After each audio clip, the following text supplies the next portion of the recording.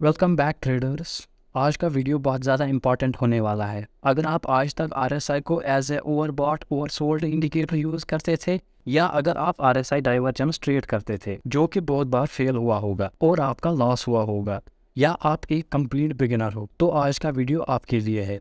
इस वीडियो में हम आरएसआई पुराने तरीके से लेकर एडवांस तरीके तक सीखेंगे, तो इस वीडियो को पूरा देखना और कैलकुलेशन के पार्ट को बिल्कुल भी स्किप नहीं करना। सिंपल सी कैलकुलेशन है, तभी आपको सारी स्ट्रैटेजी सही से समझ आएगी। फिर आपको ज़िंदगी में दोबारा आरएसआई को कभी नहीं सीखना पड़ेगा, ये हमारी गारंटी है।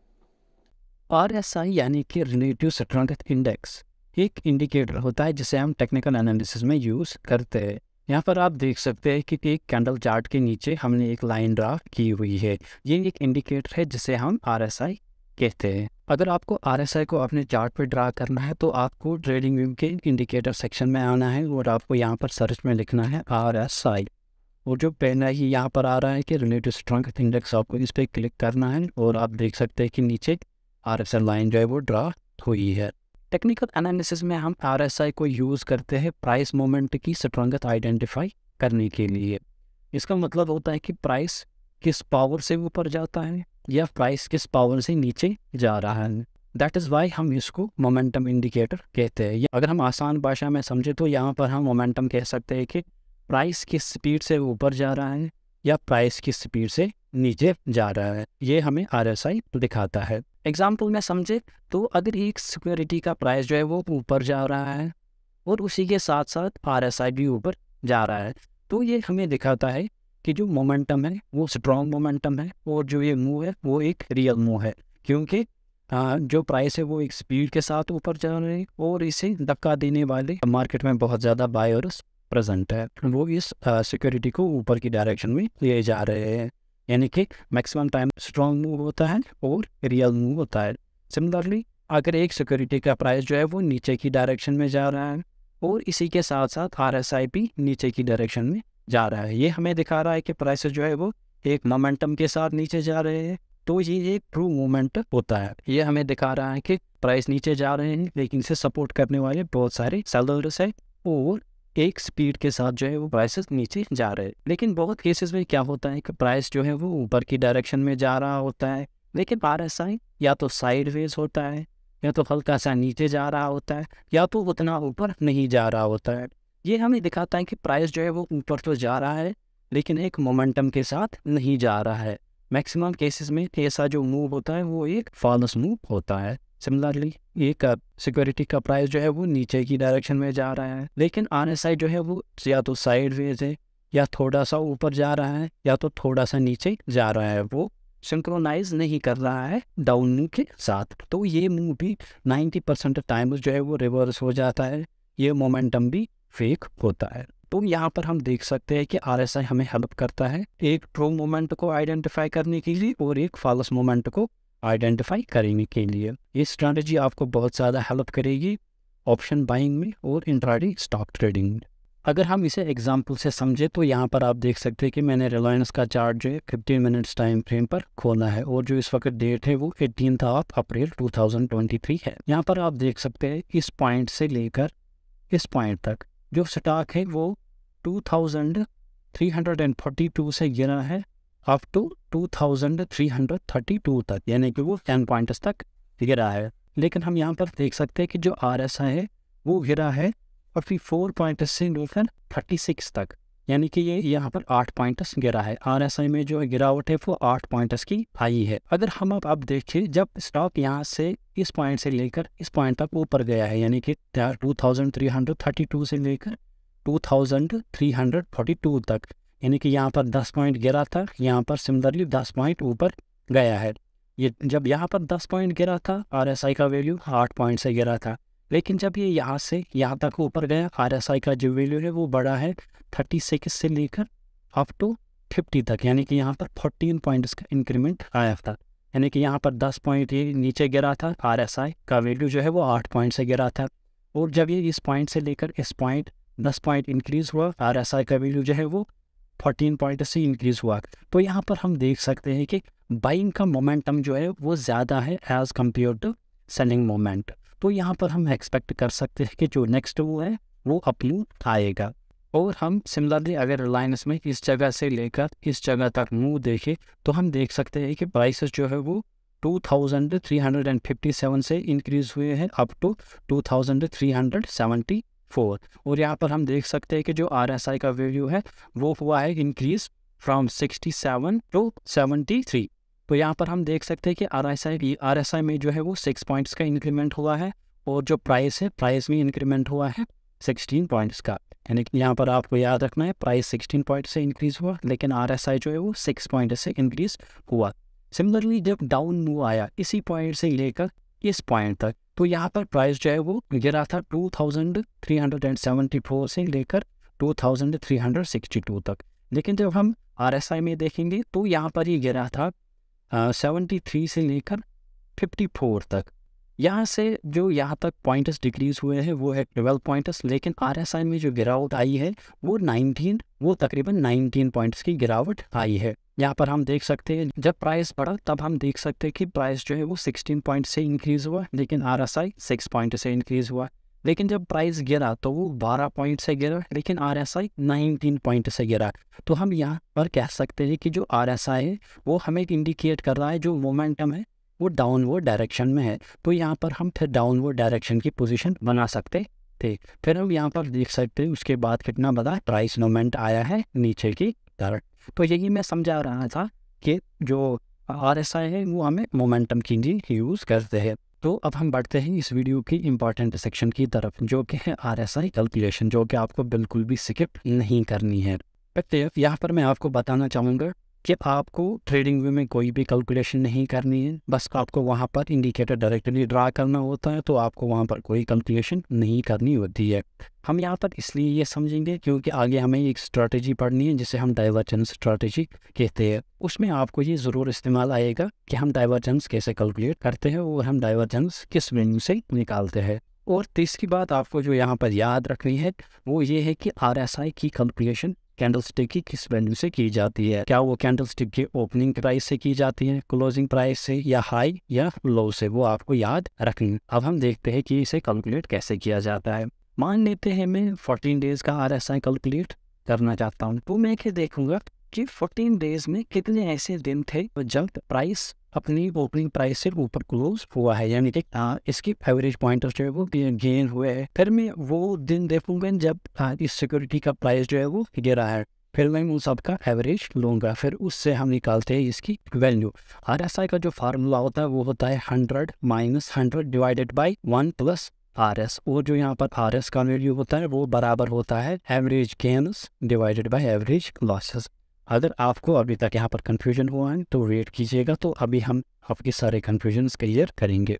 यहाँ पर आप देखिए, मैं एज्यूम करता हूँ कि एक स्टॉक जो है जिस दिन हम देख रहे हैं उसका प्राइस जो है वो 99 पर है, ठीक है। फिर अब हम 14 डेज़ का RSI कैलकुलेट करेंगे। यहाँ पर हम देखेंगे जब पहला दिन था उस दिन जो क्लोजिंग प्राइस है वो 100 था, यानी कि जो पहला प्राइस था 99, उससे कितने पॉइंट्स इंक्रीज़ हुए? 1 पॉइंट इंक्रीज़ हुआ है। क्या कोई पॉइंट लॉस हुआ है? नहीं हुआ है। दूसरे दिन 102 रुपीज़ पर ये पहुंचा है। इससे पहला जो था वो 100 पे आया था। अब कितने पॉइंट्स का इंक्रीज़ हुआ है? 2 पॉइंट्स का। सिमिलरली 105 पे आया, इससे कितने पॉइंट्स का इंक्रीज़ हुआ? 3 पॉइंट्स का इंक्रीज़ हुआ। अब हम यहाँ पर देखते हैं, फाइनली यहाँ पर प्राइस जो है वो 100 पर पहुँच चुका है 6th डे पर। यहाँ पर जब प्राइस 99 पर पहुँचा तो हम देख सकते हैं कि 1 पॉइंट लॉस हुआ। फिर यहाँ पर जब 97 पर आया तो 2 पॉइंट लॉस हुए हैं। फिर हम क्या करते हैं, इन्हें हम टोटल सम करेंगे कि एवरेज जो पॉइंट से गेन कितने हुए। यहाँ पर हम देखेंगे कि एवरेज पॉइंट जो है वो कितने लॉस हुए थे। जो टोटल गेन पॉइंट्स थे वो 29 है और जो लॉस पॉइंट्स है वो 10 है। फिर हम इनका एवरेज निकालेंगे, यानी कि एवरेज गेन पॉइंट जो है वो 29 डिवाइडेड बाई 14 होगा, क्योंकि हम 14 डेज़ का जो RSI वो कैलकुलेट करते हैं।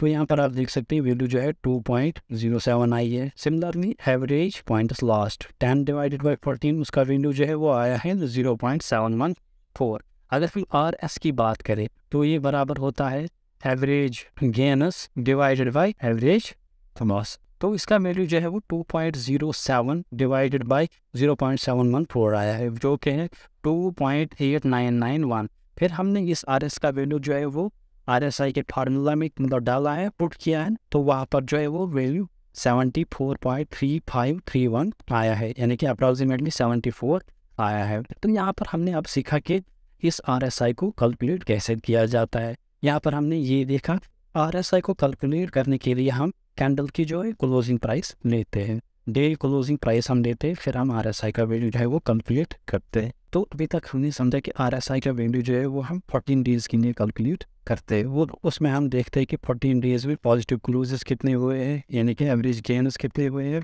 और 14 डेज़ में एवरेज लॉसेस यानी कि नेगेटिव क्लोजेस कितने हुए हैं। तो हम यहाँ पर कह सकते हैं कि RSI का वैल्यू जो है वो राइज करेगा यानी कि इंक्रीज करेगा जब number and size of the positive closes increases. जब एवरेज गेनर्स या पॉजिटिव क्लोजेस इंक्रीज हो जाएगी तब RSI का वैल्यू भी जो है वो ऑटोमेटिकली इंक्रीज करेगा।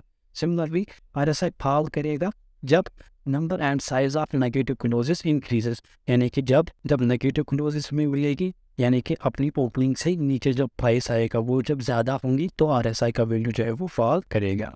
अब हम देखेंगे कि RSI को ट्रेडिशनल वे में यूज़ कैसे करते थे, यानी कि ओल्ड वे में RSI को यूज़ कैसे करते, या आप में से मैक्सिमम लोगों ने ऐसे ही पढ़ा होगा कि 70 के ऊपर ओवरबॉट होता है, 30 के नीचे ओवरसोल्ड होता है। तो अब हम वही देखेंगे कि ट्रेडिशनली यूज़ कैसे करते हैं, क्योंकि मेरे बहुत सारे सब्सक्राइबर जो है वो बिगनर्स है, तो आप लोगों को पता होना चाहिए कि ओल्ड वे क्या था इसको यूज़ करने का। फिर उसके बाद हम मॉडिफाइड वे देखेंगे। तो अब तो ट्रेडिशनल वे में क्या कहा जाता था कि RSI जब भी 70 के ऊपर जाए तो एसेट जो है वो ओवरबॉट हो जाता था, यानी कि जब भी RSI का वैल्यू जो है वो 70 के अबव जाए तो आपको सेलिंग की पोजीशंस बनानी है एक स्टॉक में या इंडेक्स में या जिस भी आप एसेट में ट्रेड करते हो। जैसे ही 70 के अबव जो है RSI का वैल्यू जाएगा आपको शॉर्ट पोजीशंस बनानी है और आपको सेलिंग पोजीशंस कंसिडर करनी है। सिमिलरली जब भी RSI का वैल्यू जो है वो 30 के नीचे आएगा तो एक एसेट को ओवरसोल्ड समझा जाता था, यानी कि इसका मतलब होता है जब भी RSI 30 के नीचे जाए तो आपको बाइंग पोजीशंस या लॉन्ग पोजीशंस कंसिडर करनी है। यहाँ पर मैं एक चीज़ बताना भूल गया कि जो RSI का वैल्यू होता है वो 0 to 100 होता है, यानी कि वो 0 से 100 तक होता है, ना वो 0 से कम होता है ना वो 100 से ज़्यादा होता है। इसलिए जब भी 70 से ऊपर जाए तो उसे ओवरबॉट समझा जाता है, जब भी 30 के नीचे आए तो उसे ओवरसोल्ड समझा जाता है। अगर आप एक पोजिशनल ट्रेडर हो, लॉन्ग टर्म इन्वेस्टर हो, तो आपके लिए इस स्ट्रैटेजी में भी अच्छी तरह वर्क करेगी। लेकिन अगर आप इंट्राडे ट्रेडर हो या ऑप्शन बायर हो या फ्यूचर्स में ट्रेड करते हो तो अगर आप RSI ऐसे यूज़ करोगे तो आप बैंकरप्ट हो जाओगे, फिर आपको वर्ल्ड बैंक भी लोन नहीं देगा। तो आपको इंट्राडे ट्रेडिंग में और ऑप्शन बाइंग में RSI ऐसे बिल्कुल भी यूज़ नहीं करना है, ठीक है। ये हमने इसलिए समझा ताकि आपको पता चले कि ओल्ड वे में RSI को यूज़ कैसे करते हैं। आगे बढ़ते हैं। अलबत्ता यहाँ पर और एक चीज़ भी, जब एक सिक्योरिटी बहुत टाइम से अप ट्रेंड में होती है तो वहाँ पर 70 को ओवरबॉट नहीं समझा जाता है, वहाँ पर 80 को समझा जाता है कि ओवरबॉट। जब एक asset long term up trend में होती है तो वहाँ पर समझा जाता है जब भी 80 के ऊपर पर RSI का वैल्यू जाएगा तो उसे ओवरबॉट माना जाता था। सिमिलरली जब एक asset long term down trend में होता है तो वहाँ पर 20 को ओवरसोल्ड लेवल माना जाता है। यहाँ पर भी एक ही बात कहूँगा, ये भी लॉन्ग टर्म इन्वेस्टिंग के लिए ठीक है, लेकिन इंट्राडे ट्रेडिंग, फ्यूचर्स और ऑप्शन ट्रेडिंग के लिए ये स्ट्रैटेजी बिल्कुल भी वर्क नहीं करेगी। अगर हम ओल्ड वे में RSI को यूज़ करें तो यहाँ पर आप देख सकते हैं कि मैंने TVS मोटर्स का चार्ट जो है वो डेली टाइम फ्रेम पे खोला है। तो यहाँ पर आप देख सकते हैं इस जगह पर जो है RSI का वैल्यू वो तकरीबन 86 चला गया था, फिर उसके बाद जो है प्राइसेस वो नीचे की डायरेक्शन में आए हैं। यहाँ पर इसने परफेक्टली काम किया है। यहाँ पर आप देख सकते हैं कि RSI का वैल्यू जो है फिर से 83 पर पहुँच गया था, लेकिन फिर ही जो प्राइस है वो फिर से ऊपर की डायरेक्शन में कंटिन्यूसली गई है। तो यहाँ पर इसने बिल्कुल भी वर्क नहीं किया है। और सिमिलरली यहाँ पर भी आप देख सकते हैं कि RSI का वैल्यू जो है वो तकरीबन 76 पहुँच गया था, लेकिन उसके बाद प्राइसेस जो है फिर से वो ऊपर की डायरेक्शन में जा रहे थे। यहाँ पर फेल हुआ है, यहाँ पर भी 76 या 78 पहुँच गया था, उसके बाद भी प्राइस जो है वो ऊपर तक गए हैं, यहाँ पर भी जो ये फेल हुआ है। तो यहाँ पर हम कह सकते हैं कि मैक्सिमम टाइम्स ये स्ट्रेटजी जो है वो फेल हो जाती है। अभी तक हम देख रहे थे कि RSI को ट्रेडिशनल वे में यूज़ कैसे करते थे, तो अब हम देखेंगे कि हम RSI को नए तरीके से इस्तेमाल कैसे करेंगे। तो अगर आपने ध्यान रखा होगा जो ओल्ड वे था यानी कि ट्रेडिशनल वे था उसमें जो है एक रेंज दी जाती थी 70-30 रेंज, यानी कि अगर 70 से ऊपर जाएगा तो ओवरबॉट था, अगर 30 से नीचे जाएगा तो ओवरसोल्ड था। अब हम 30-70 रेंज यूज़ नहीं करेंगे, हम यहाँ पर यूज़ करेंगे 60-40 रेंज। और दूसरी बात यहाँ पर आपको याद रखनी है, यहाँ पर हम अब RSI को यूज़ नहीं करेंगे as oversold and overbought indicator. इसके लिए हम RSI को बिल्कुल भी यूज़ नहीं करेंगे। अब हम ट्रेडिंग वे में जाएंगे और हम देखेंगे RSI की सेटिंग्स क्या है और हम 60-40 रेंज कैसे रख सकते हैं और उसकी बाकी सेटिंग्स भी हम देखेंगे। यहाँ पर मैंने ट्रेडिंग व्यू में ICICI बैंक का चार्ट खोला है, तो यहाँ पर मैं इंडिकेटर सेक्शन में जाऊँगा और यहाँ पर मैं लिखूँगा RSI और यहाँ पर मैं रिलेटिव स्ट्रॉन्गेस्ट इंडेक्स इंडिकेटर, यहाँ पर आप देख सकते हैं कि चार्ट के नीचे जो है वो आया है। तो यहाँ पर आपका कुछ ऐसा होगा, जब आप इसे ड्रा करेंगे तो आप ऐसा कुछ इसका इंटरफेस देखेंगे, यानी कि अपर बैंड यहाँ पर जो होगा वो 70 पे होगा, यहाँ पर जो है वो 30 पे होगा और आपकी लाइन जो वो कुछ ऐसी होगी। तो इसकी हमें सेटिंग्स कुछ चेंज करनी है।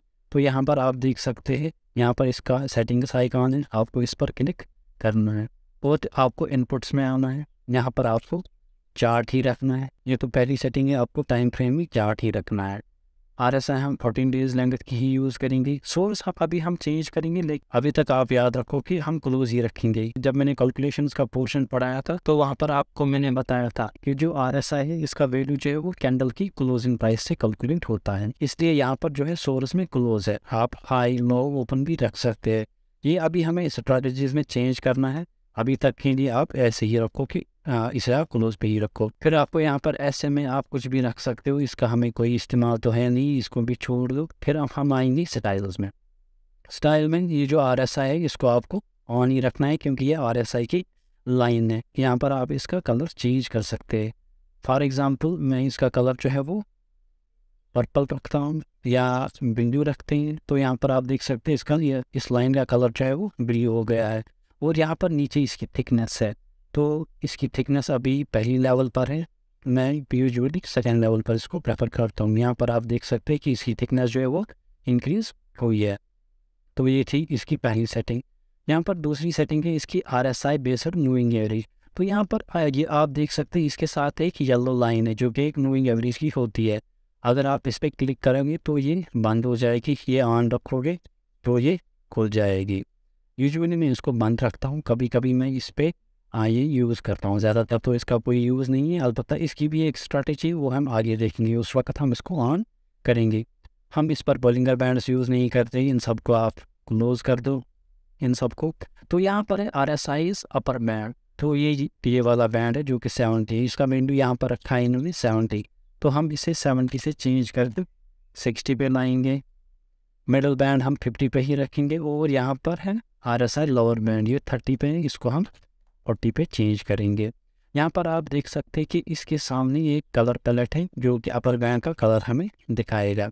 तो यहाँ पर मैं इसको प्रेफर करूँगा रेड। और यहाँ पर आप देख सकते हैं कि आपको डॉटेड लाइन रखनी है या आपको डैशड लाइन रखनी है, डॉटेड या सीधे लाइन। तो मैं सीधी लाइन प्रेफर करता हूँ। यहाँ पर आप देख सकते हैं कि पहले डॉट्स थे, अब एक सीधी लाइन आई है। सिमिलरली मैं 50 को मैं डैशड ही रखता हूँ और लोअर बैंड को भी मैं लाइन रखूँगा और इसका कलर भी मैं रेड रखूँगा।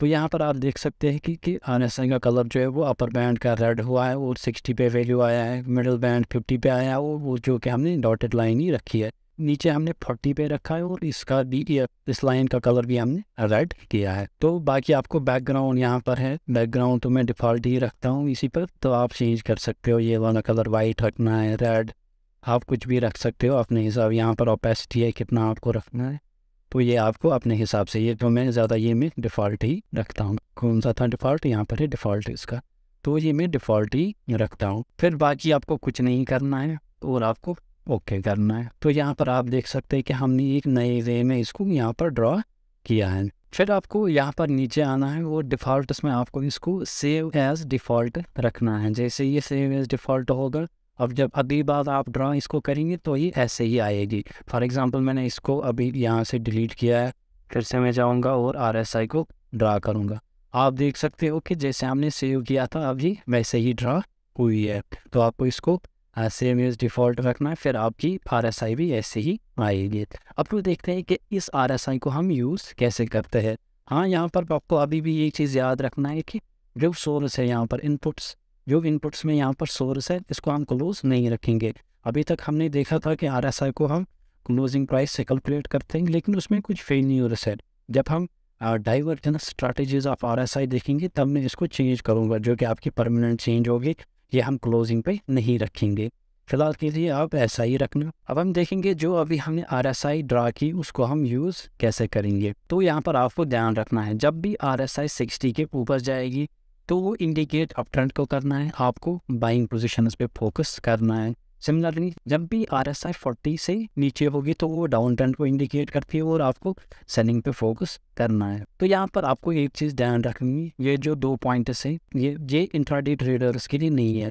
जो भी आप में से स्विंग ट्रेड करता है या आप में से इन्वेस्टर है तो वो ऐसे RSI को यूज़ कर सकता है। अलबत्ता इंट्राडे ट्रेडर्स इसको ऐसे यूज़ बिल्कुल भी नहीं करेंगे। इंट्राडे ट्रेडर्स आपको क्या करना है कि जब भी RSI 40 पर रेजिस्टेंस फेस करेगी आपको समझना है कि बियर्स का कंट्रोल है, तो हम उस वक्त सेलिंग पे फोकस करेंगे। फॉर एग्जांपल ये 40 की लाइन है RSI की, वो जो प्राइस है बार बार ऊपर आ रहा है, इससे रेजिस्टेंस लेके नीचे आ रहा है, फिर से ऊपर जा रहा है, इससे रेजिस्टेंस दे रहा है। तो जब भी प्राइस 40 पे आएगा, इससे रेजिस्टेंस लेगा, तो हम उस वक्त सेलिंग की पोजीशंस पर फोकस करेंगे। सिमिलरली जब भी RSI सपोर्ट लेगा 60 पे तो हम समझेंगे कि बुलिश कंट्रोल में है और हम बाइंग पोजीशंस पे फोकस करेंगे, यानी कि हम बाइंग पोजीशंस बनाने पे फोकस करेंगे।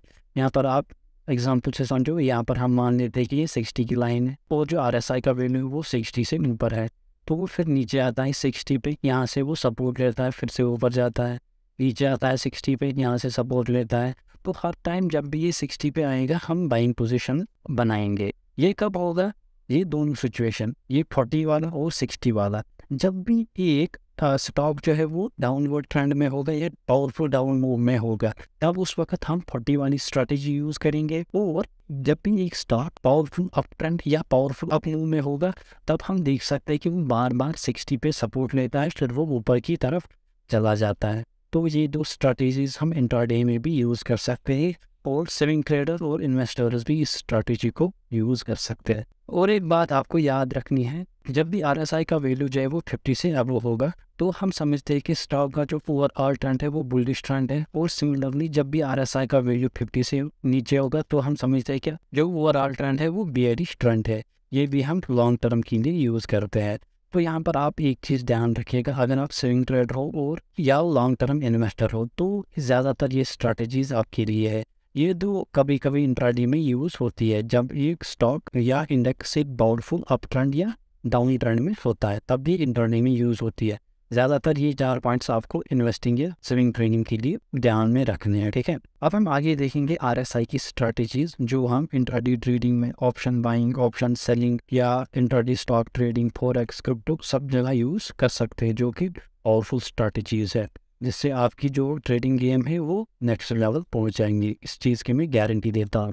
लेकिन इसके लिए आपको इस वीडियो को 5-6 बार देखना होगा, फिर आपको इन स्ट्रेटजीज़ का बैक टेस्ट करना होगा, फिर आप अपनी ट्रेडिंग में इम्प्रूवमेंट अपने आप देख सकते हैं। अब हम सीखेंगे RSI की स्ट्रैटेजीज। इसमें जो सबसे पहले आती है वो है RSI divergence strategy. Divergence strategy समझने से पहले हम समझेंगे कि डाइवर्जेंस होती क्या है और डाइवर्जेंस कब होती है। तो डाइवर्जेंस होती है जब एक एसेट का प्राइस एक डायरेक्शन में जाता है और इंडिकेटर उसकी अपोजिट डायरेक्शन में जाता है, तब डाइवर्जेंस होकर होती है। फॉर एग्जांपल अगर एक सिक्योरिटी का प्राइस जो है वो ऊपर की डायरेक्शन में है, लेकिन जो RSI है या और कोई इंडिकेटर वो नीचे की डायरेक्शन में जा रहा है, तो यहाँ पर प्राइस की एक डायरेक्शन है और इंडिकेटर की दूसरी डायरेक्शन है, यहाँ पर डाइवर्जेंस क्रिएट होती है। तो यहाँ पर हम समझते हैं कि जब प्राइस एक डायरेक्शन में जाता है, अगर इंडिकेटर उसकी अपोजिट डायरेक्शन में जाता है तो डाइवर्जेंस क्रिएट होती है। सिमिलरली अगर प्राइस नीचे की डायरेक्शन में जा रहा है लेकिन जो इंडिकेटर है वो ऊपर की डायरेक्शन में जा रहा है, तो यहाँ पर भी डाइवर्जेंस होती है। तो अब समझिए कि डाइवर्जेंस के कितने टाइप्स होते हैं। डाइवर्जेंस के 2 टाइप्स होते हैं, पहले को हम बुलिश डाइवर्जेंस कहते हैं, दूसरे को हम बियरिश डाइवर्जेंस कहते हैं। बुलिश डाइवर्जेंस को आल्सो पॉजिटिव डाइवर्जेंस कहा जाता है और बियरिश डाइवर्जेंस को आल्सो नेगेटिव डाइवर्जेंस कहा जाता है। तो अब हम देखेंगे कि बुलिश डाइवर्जेंस कब होती है और क्या होती है, और बियरिश डाइवर्जेंस कब होती है और क्या होती है। बुलिश डाइवर्जेंस की बात करें तो बुलिश डाइवर्जेंस ओकर होती है when price of the security is making lower lows but RSI is making higher lows. इसका मतलब होता है जब एक सिक्योरिटी का प्राइस जो है वो नीचे की डायरेक्शन में जा रहा होता है, यानी कि वो लोअर लोज बना रहा होता है, लेकिन जो RSI वो हायर लोज बना रहा होता है, यानी कि ये प्राइस जो है वो नीचे की डायरेक्शन में जा रहा है, लेकिन जो RSI वो ऊपर की डायरेक्शन में जा रहा है, तब बुलिश डाइवर्जेंस क्रिएट होती है। इसे हम अभी चार्ट पर भी समझेंगे विद प्रैक्टिकल एग्जांपल्स। अब हम देखेंगे कि बेयरिश डाइवर्जेंस क्या होती है या नेगेटिव डाइवर्जेंस क्या होती है।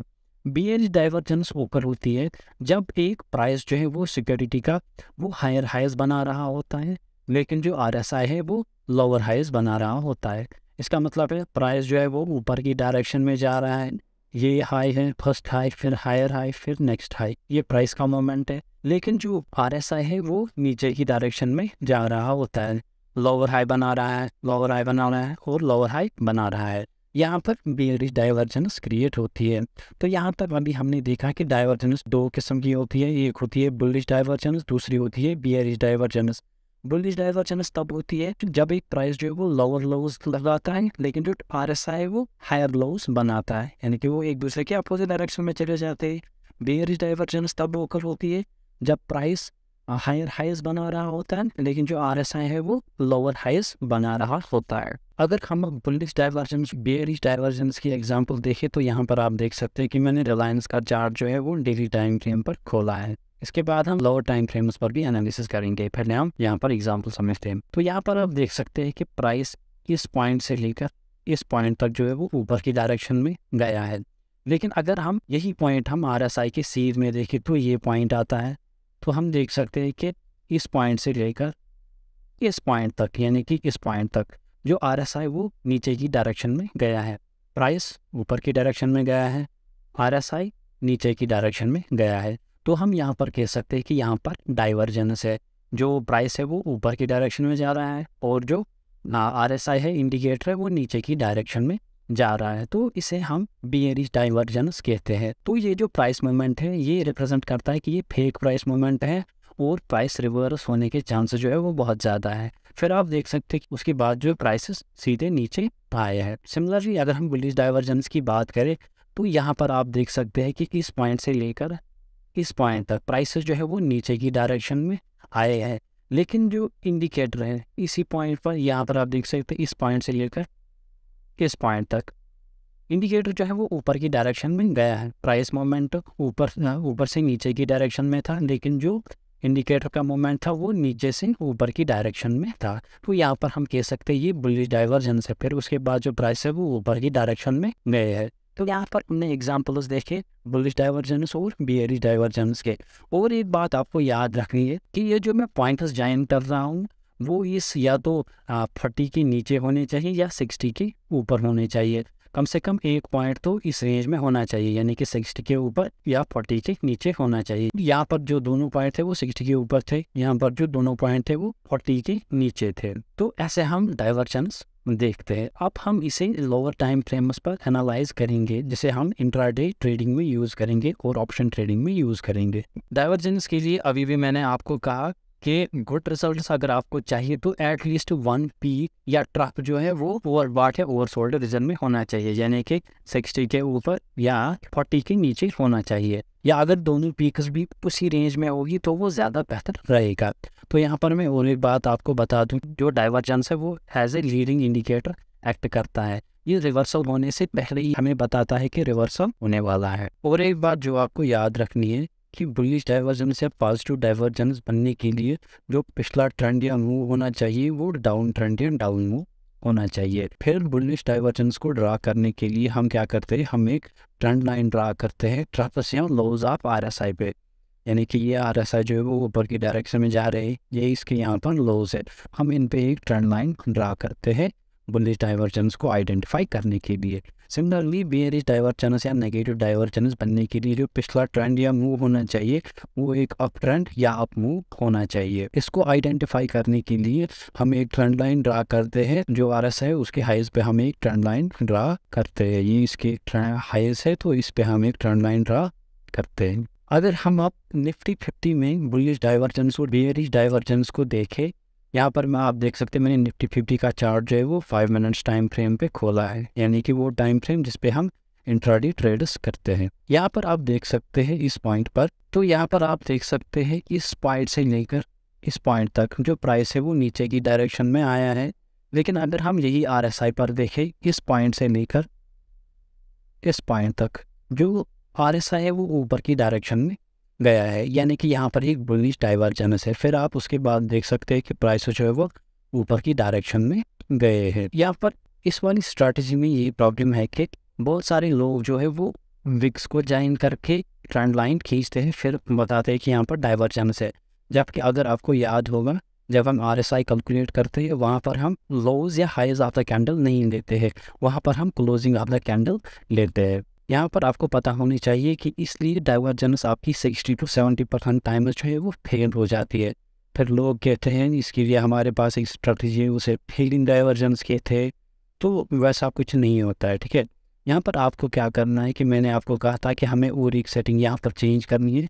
ये जो सोर्स है इसको हम क्लोज नहीं रखेंगे, इसको हम H2 रखेंगे, यानी कि अब ये एवरेज निकालेगा हाइज और लोज आता है कैंडल का, जिसे हम विक्स कहते हैं। क्योंकि हम डाइवर्जेंस जो है वो विक्स को देखकर कैलकुलेट करते हैं और विक्स पे ही हम ट्रेंड लाइन ड्रा करते हैं, फिर हम डाइवर्जेंस देखते हैं। इसलिए हम यहाँ पर जो है सेटिंग्स में H2 रखेंगे, यानी कि हाई एंड लो, या हम open high and low close चारों ही रख सकते हैं। ज़्यादातर केस में हाई एंड लो ही रखता हूँ।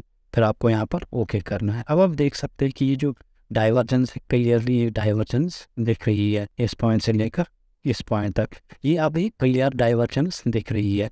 आपको बस सेटिंग में आना है, यहाँ पर आपको चेंज करना है सेटिंग में, सोर्स को हाई लो यहाँ पर आपको रखना है। अगर हम अब दूसरी जगह डाइवर्जेंस देखें, इस जगह पर यहाँ पर भी आप देख सकते हैं कि इस पॉइंट से लेकर इस पॉइंट तक जो है वो प्राइसेस गिरे हैं। लेकिन अगर हम सिमिलर पॉइंट में देखें, इस पॉइंट से लेकर इस पॉइंट तक ये जो है ये ऊपर की डायरेक्शन में गया है। ये भी एक बुलिश डाइवर्जेंस है। अगर हम अब बेयरिश डाइवर्जेंस को आइडेंटिफाई करें तो इसमें निफ्टी पे लास्ट वे बना था 21 अप्रैल को। तो यहाँ पर आप देख सकते हैं कि प्राइसेस जो है इस पॉइंट से लेकर इस पॉइंट तक एक ही जगह पर है, ये ऊपर नहीं गए हैं।